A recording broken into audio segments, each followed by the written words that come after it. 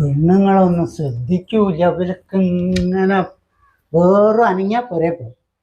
എന്താ ചെയ്യാ? ഒരേ നമ്മളെ പോലെ വൃത്തിയാക്കാൻ മതി. എന്ത് പെണ്ണുങ്ങളാണ്.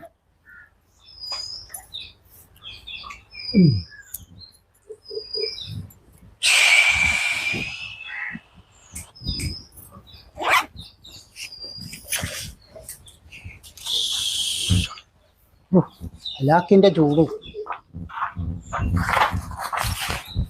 ആ എന്താണിത്? അല്ല ഇതാരാണിത്? നാദിറ? എല്ലായിടോ ഈ ഇതിങ്ങനെ ഇടക്കിടക്ക് വരുന്ന പണി തന്നെയാണ്. എന്താ എന്റെ പ്രശ്നം? നാദിറ, ഏയ് കാക്കേ കാക്കേ ആ വന്നിക്കണ. അവളെ പ്രശ്നം എന്താന്ന് കേക്കി. ഞാനേ അവിടെ നിക്കൂല. എന്റെ മക്കളിന്റെ പേരിൽ കേസ് കൊടുക്കാൻ പോവുക. കേസ് കൊടുക്കാൻ പോവേ? ഓലിന്റെ പേരിൽ കേസ് കൊടുക്കാൻ പോവുക. ഓലെ ചീത്ത അറിയാൻ പറ്റൂല, തല്ലാൻ പറ്റൂല.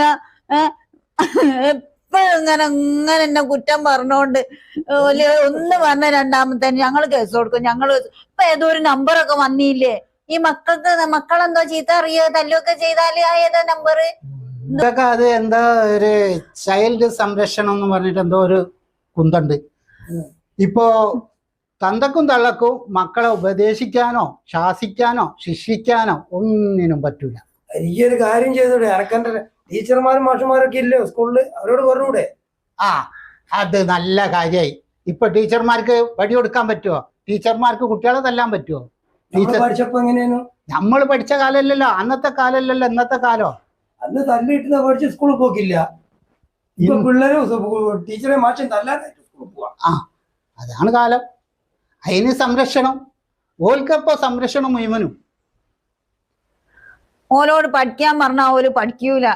മൊബൈൽ എടുക്കരുതെന്ന് പറഞ്ഞാ പോലെ അത് ചെയ്യാണ്ടൊക്കൂല. ഏത് നേരം മൊബൈലും കുത്തി. ഇപ്പൊ നമ്മള് ഓരോ ടിവിയിലൊക്കെ ഓരോ വാർത്ത കേൾക്കുന്നല്ലേ ഈ മക്കളിങ്ങനെ വീടിന്റെ അടുത്തൂടെ അല്ലെ പീടിയന്റെ അടുത്തൂടെ ഐസും മുട്ടായും അതും ഇത് ഗുളിയെ ഒക്കെ ആയിട്ട് വരുന്നോലില്ലേ? മക്കളെ പിടിച്ചുകൊണ്ട് വരുന്നോലില്ലേ? നമ്മള് നല്ല അല്ലേ പറഞ്ഞു കൊടുക്കുക മക്കൾക്ക്. ഓൾ ഇപ്രാവശ്യം വന്ന എന്തായാലും നല്ലൊരു കാര്യം പറഞ്ഞിട്ടാണ്.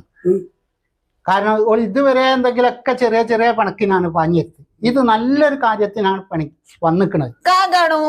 മിണ്ടൂല. അളിയനാണ് വിളിക്കണത്.